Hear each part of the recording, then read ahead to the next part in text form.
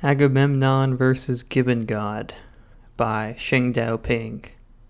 First published on soupweb.zone on April 6th, 2020. The grand warrior Agamemnon stands atop an ancient ruin. Sand swirls in the wind around him.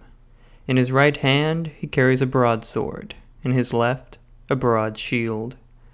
Out into the dunes he screams, "Gibbongod, my arch-nemesis, where are you?" His voice carries across the desert. No one else is around until someone else is around. A form begins to materialize in the distance. It is none other than Gibbongod. On his head he wears a decorative helm, and in his arms he carries two sabers. He approaches slowly. At a distance beyond reason, he screams loud enough to be heard clearly.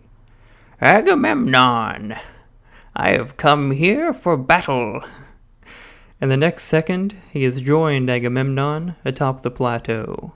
"Although I hope," he says, "it is not a battle of words that you suggest." Pah! Agamemnon spits upon the ground. "I am here to battle you until one of the two of us has died." "A battle to the death, you say?" Gibbongod hunkers down to a squat, studying his blades. "That's just like you, Agamemnon. However, I must remind you of what happened the last time we met." Agamemnon roars with laughter. "Ha ha ha ha! That was so long ago I had nearly forgotten. Do not fear, Gibbongod. Or should I say, maybe you should fear, for I have grown much stronger than the meek little munchkin you encountered all those years ago." "You've been training, have you? Ha ha! No amount of training will allow you to reach the powers of a god such as I. I can smite mountains. I can dam rivers. You stand no chance." Agamemnon lowered his voice. "This is where you are wrong, Gibbongod," he states solemnly. "I have a mentor, a most powerful mentor." "It can't be." Gibbongod's face, for the first time in centuries, shows a touch of fear. "It is." "No! How dare he?" His fear becomes anger. He stands up to his full height and then some, towering over Agamemnon. His eyes are pure wrath, and his nose is also mostly wrath. Agamemnon rises to meet him. They both stand 20 foot tall now, and the ancient platform struggles to handle their weight.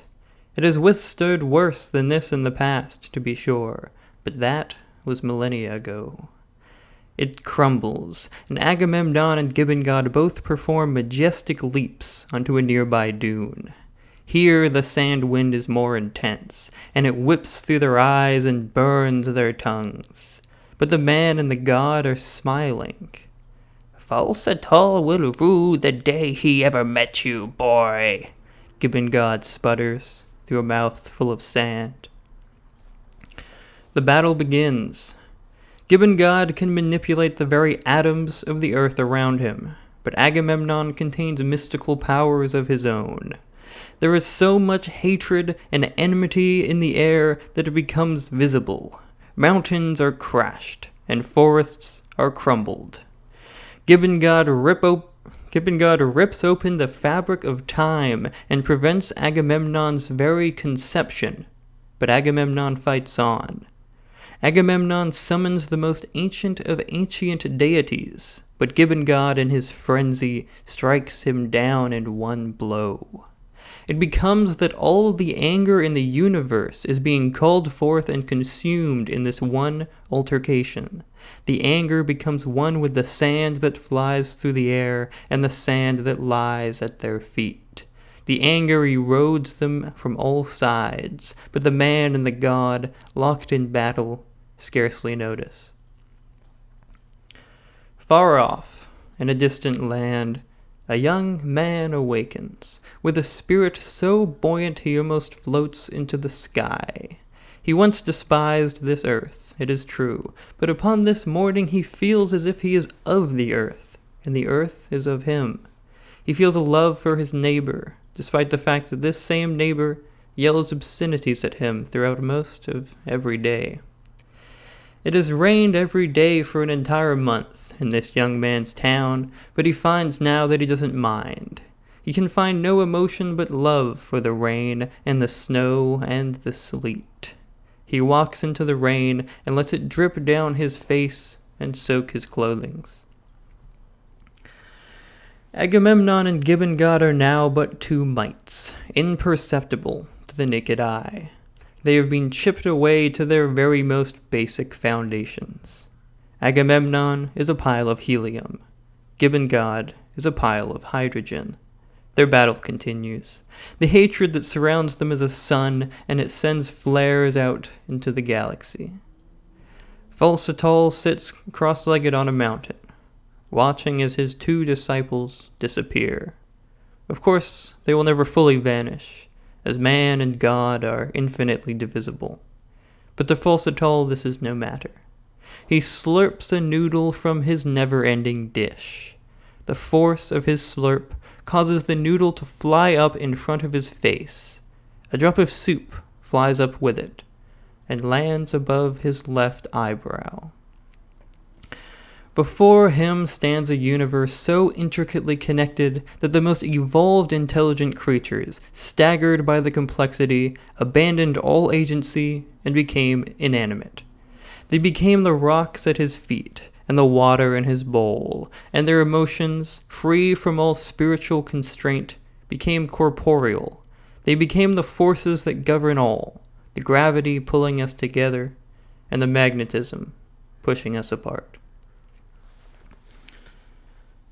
This has been Mike Balckwell with Agamemnon vs. Gibbongod.